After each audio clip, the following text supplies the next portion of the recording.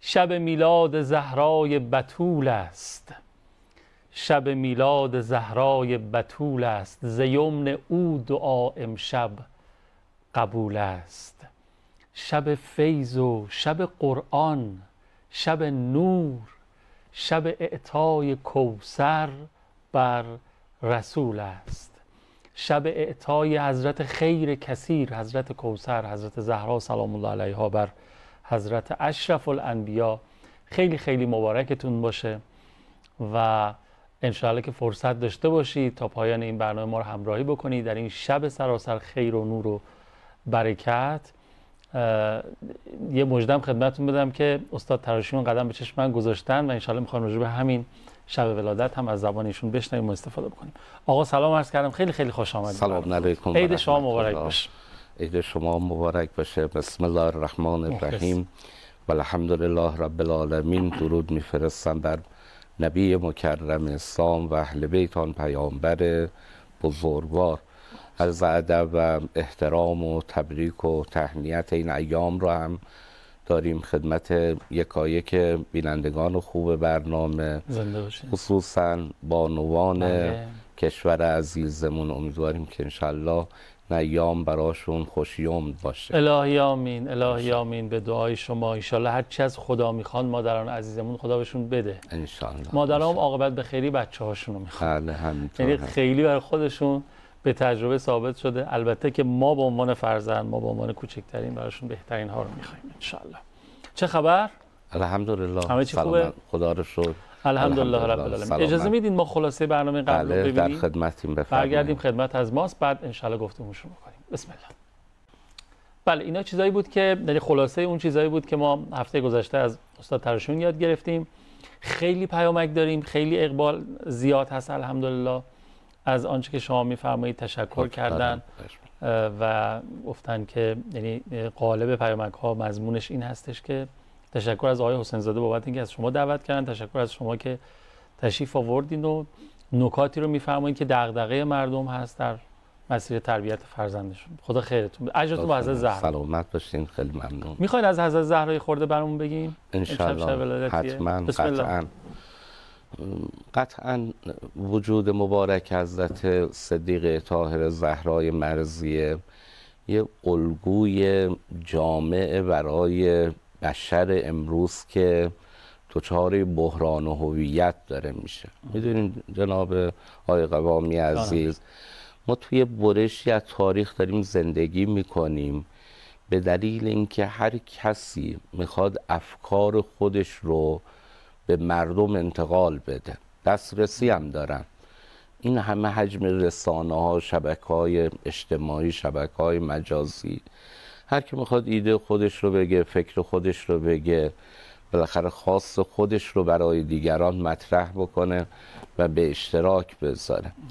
وقتی آدم در میان مردم میره میبینه مردم دوچار یک سردرگمی هن که بالاخره آقا چی، کی، کجا، کدوم مسیر، چی کار بکنیم.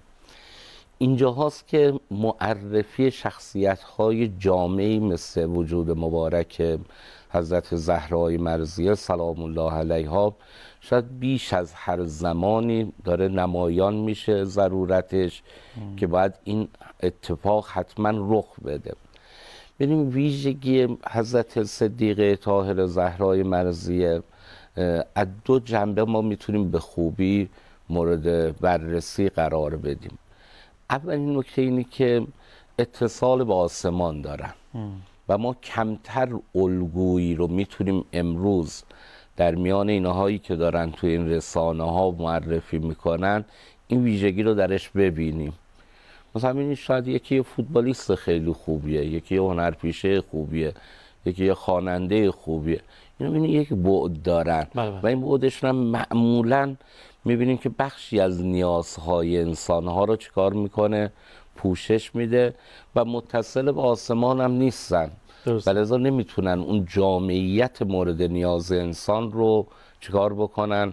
بالاخره به ما پاسخ بدن. اما وجود مبارک حضرت زهرا ویژگی دومی هم دارن و اون این است که علاوه بر این که اتصال با آسمان دارن ابعاد مختلفی هم دارن. که نه تنها برای بانوان بلکه برای همه انسان ها میتونن الگو باشن.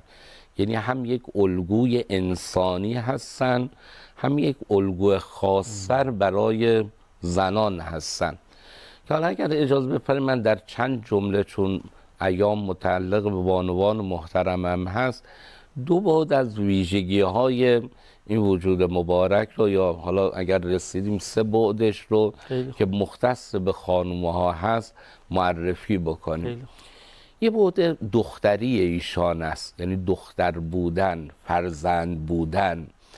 شما می‌بینید امروز ما مواجهیم با یک جریانی که میخواد فرزندان رو زودتر از اون چیزی که آدم فکر میکنه از خانواده جدا بکنه. مثلا شما امروز نگاه میکنید میبینید همین قدرت نفوذ رسانه انقدر بالا رفته که خیلی جاها رسانه هست ولی مامان نیست، ارتباط با مادر نیست، بچه ها ارتباط با رسانه هاشون داره تقویت میشه. ما اینجا میگیم که فرزندان باید یاد بگیرن از وجود مبارک حضرت زهرای مرضیه که مراجعهشون به والدینشون بیشتر بشه. یعنی ارتباط گیری، حرف شنوی، کسب تجربه از پدر و مادر رو تقویت بکنن. احترام به پدر و مادر.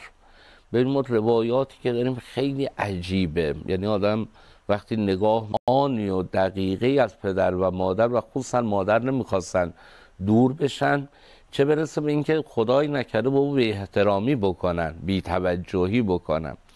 مثلا من حالا یکی دو تا روایت رو عرض میکنم. یه شخصی آمد محضر نبی مکرم اسلام، گفت یا رسول الله من گناهی رو مرتکب شدم، خطایی رو مرتکب شدم، آیا راهی برای جبران او وجود داره؟ حضرت فرمودن که بله. پدر و مادر داری؟ گفت من مادرم از دنیا رفته ولی پدرم هست. حضرت فرمودن هر میزان میتونی برو به پدرت خدمت کن.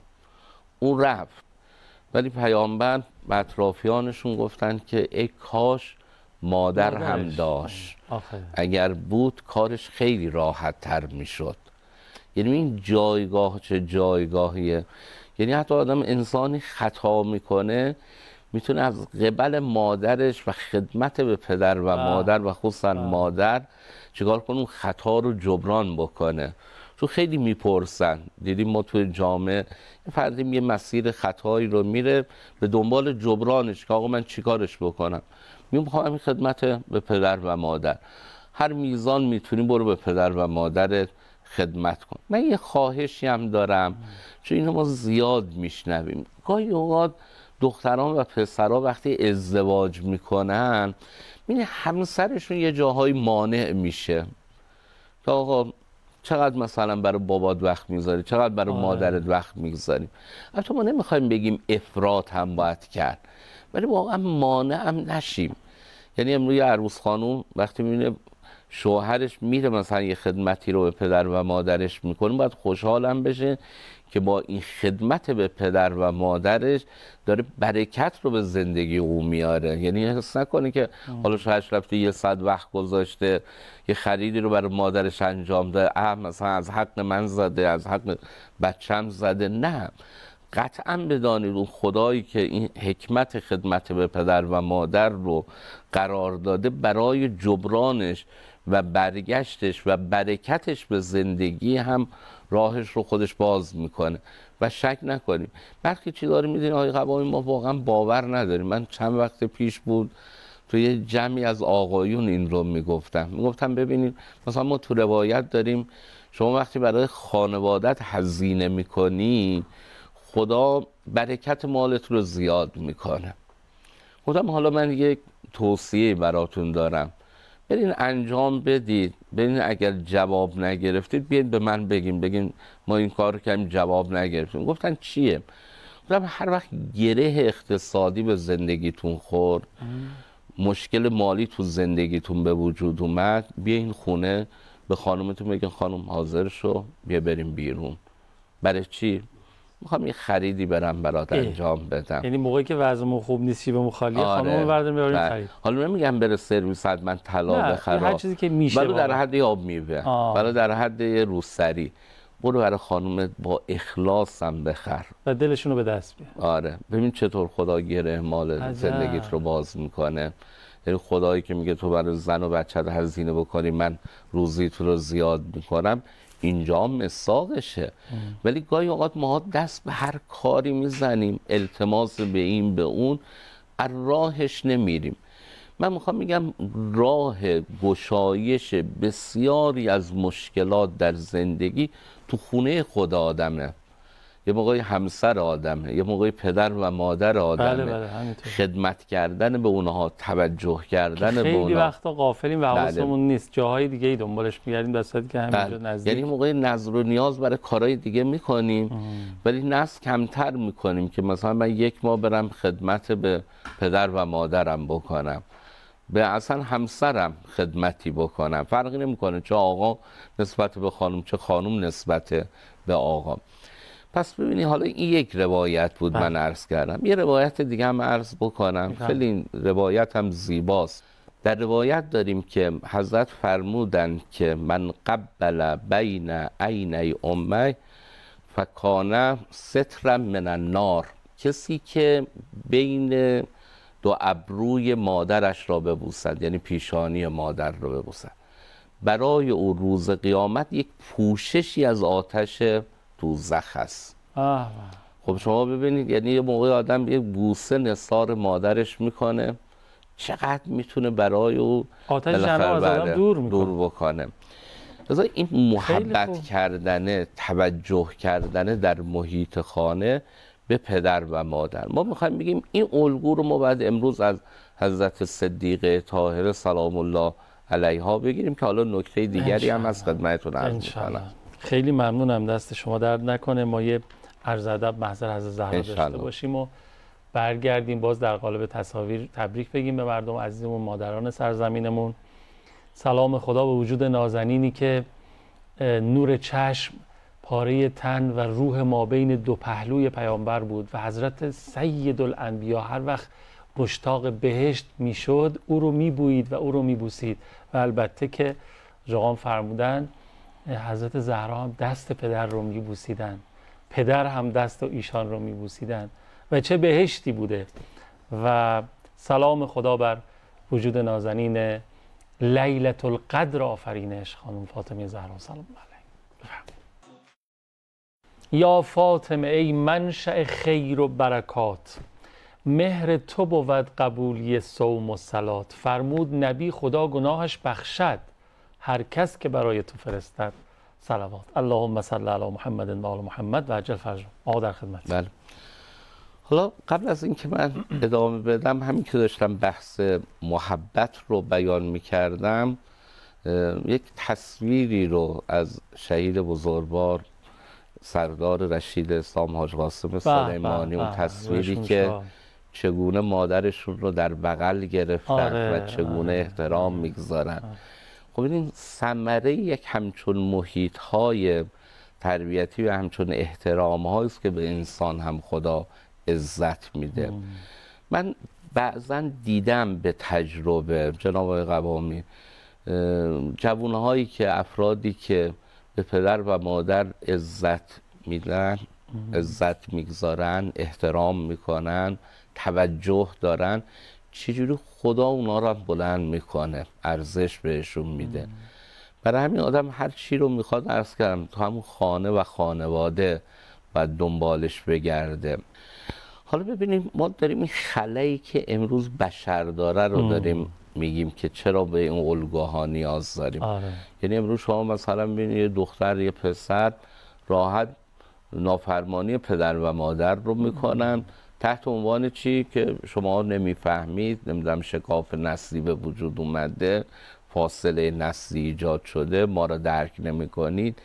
ما میخوایم بگیم فارغ از همه اینها که البته خیلی حرفا و این واژه ها رو هم ما قبول نداریم، یعنی مثلا واژه مثل شکاف نسلی یه القاء غلطیه که امروز دارن تو جامعه ایجاد میکنن که اصلا والدین پدر مادرها بچه ها رو رها بکنن، بچه ها هم پدر مادر فاصله بگیرن و دیگرانی که میخوان رو نسل ما سوار بشن اونها بیان افکار و اعتقاداتشون رو به نسل ما انتقال بدن. بنا واقعا این اصلا ماهیت درستی نداره. شما مثلا توی مدرسه یه معلم 30 تا دانش آموز داره، به مرتبه این معلم 30 سالم از اینا بزرگتره، هیچ شکافی هم بینشون نیست، قشنگ ارتباط میگن، اردو با هم میرن، میگن، میخندن، شوخی میکنن. نه، به نظرم میاد یه برخی باورهای غلط رو به ماها دارن القا میکنن که این باورپذیری غلط منجر به اون فاصله گیری، بی احترامی شدنه، بی احترامی کردنه بشه. اما بچه ها موظفن نسبت به پدر و مادر این احترام عمیق رو داشته باشن. یعنی پدر مادر ولو بد اخلاق باشن، تند باشن، یه جایی برای بچه هاشون کم خرج بکنن، یعنی شما هر عیب و ایرادی رو میخواین رو پدر مادر بگذارید، ولی فرزند موظف نسبت به پدر و مادر و احترام رو بگذاره. خیلی جاها این از نگاه فرزندی که پدر داره برای من کم میگذاره، ولی واقعا شاید پدر توانش بیش از این نیست، یعنی همه توانش رو آورده داره هزینه میکنه، ولی میگم ولو این باورم داره ولی باید اون احترامه رو بگذاره. رضا در اون روایت هم داریم که به پدر و مادرتون احترام بذاریم ولو کانم مشرکا. دیگه میدونین شرک بدترین گناهه، یعنی میگن گناه نابخشودنیش یکی شرکه. میگه حتی اگر پدر و مادر مشرک هستن باید نسبت به اونا خضوع و احترام رو داشته باشه، الا فی معصیت الله، مگر اینکه تو رو دعوت به گناه بکنن که اونجا دیگه نه، یعنی حرف خدا حاکم بر همه موضوعات هستش. بله. اما یه روایت دیگه ای را من بیان بکنم. این روایت هم شاید روایت خوبی باشه، باب این که بالاخره این ایامی که ایام ولادته، بدیم گاهی اوقات با یک کارهای خیلی کوچیک چقدر میتونیم بالاخره برای خودمون اجر و ثواب جمع بکنیم. با اون نگاه محبت آمیز فرزندان به والدینه و خصوصا مادر. در روایت داریم حضرت فرمودن نگاه به پدر و مادر عبادت هست. سوال کردن ایو عبادت، چه عبادتیه؟ حضرت فرمودن که حج و عمره. یعنی شما وقتی یه نگاهی رو به پدر و مادر از روی محبت میندازی، ولی اون محبت واقعا حقیقی و از صمیم قلب و اینکه از ته وجود انسان این نگاه محبت آمیز بالاخره خارج شده باشه.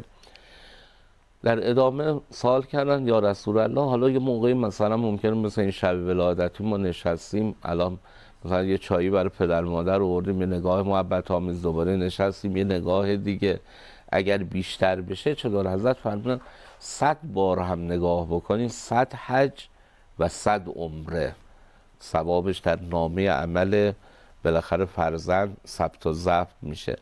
برای این حقیقت امر اینه که پدر و مادر بهشت زندگی ما هستن، یعنی اگر بخواهیم سعادت و خودمون رو رقم بزنیم اینجا میتونیم. ببینید حضرت زهرای مرضیه، یعنی وقتی شدن یک دختر نمونه، می‌بینی الگو رو دارن به ما میدن که چه پسران چه دختران نسبت به پدر و مادر این خضوع رو داشته باشن.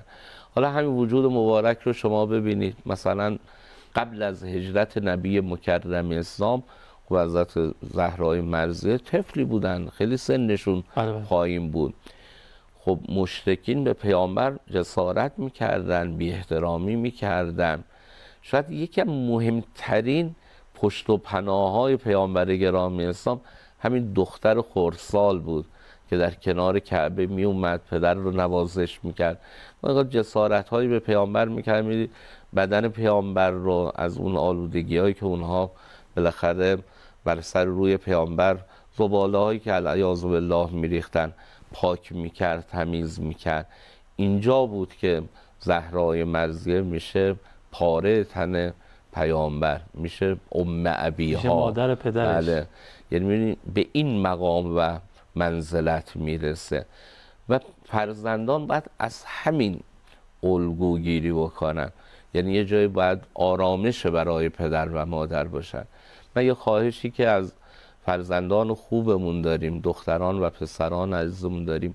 ببینید حالا اون آرامش جای خود، ولی سعی بکنیم با رفتارمون، کردارمون، منشمون مایه آزار پدر و مادر نشیم. بذارید من از اون ورم یک روایتی را بگم.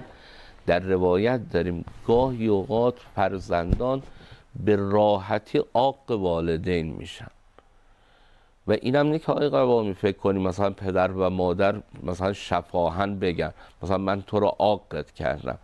در یه روایتی من دیدم همین که فرزندان نگاه تندی به پدر و مادر بیاندازن اصلا به صورت اتوماتیک عاق والدین میشن دیگه. لازم نیست حتما پدر و مادر بیان هم بکنن که من تو رو عاقت کردم. یعنی بدونیم باید نسبت به پدر و مادر اون حضور رو داشته باشیم، احترام رو داشته باشیم، خود کنترلی در برابر خشم و هیجاناتمون رو هم داشته باشیم تا بتونیم انشاءالله اون جایگاه حقیقی رو ترسیم بکنیم. انشاءالله. خیلی خیلی ممنونم آقای تراشین عزیز، مثل همیشه خیلی استفاده کردیم. بزرگوارین. اجر شما با حضرت زهرا سلام باشین. خیلی ممنونم. چقدر خوب شد آقا یادی از حاج قاسم سلیمانی عزیز کردن که امشب شب سالگردشون هم هست. حاج قاسمی که عاشق حضرت زهرا بود، میدونین دیگه، شما حتما تصاویرش رو دیدین و همیشه هر جایی که بودن فاطمیه ها خودشون رو میرسوندن به بیت الزهرای کرمان و مجالس سوگواری از زهرا رو برپا میکردن. هر موقع اسم از زهرا میومد دلشون میلرزید، اشک از چشمانشون سرازیر میشد و عشق میورزیدن به حضرت زهرا و از ایشان هم الگو گرفتن، تو مسیر شهادت قدم گذاشتن و همین هاست دیگه که آخر عاقبتشون هم شد اینطوری. الهی که آخر عاقبت من و شما هم ختم به اونجایی بشه که حاج قاسم شد ان شاء الله. به دعای حضرت زهرا یه صلوات هدیه بکنیم به محضر مطهره حضرت صدیقه طاهره، ثوابش برسه به حاج قاسم امشب که ایشان هم از ما راضی بشن. پیش از زهرا هستن برای ما دعا بکنن.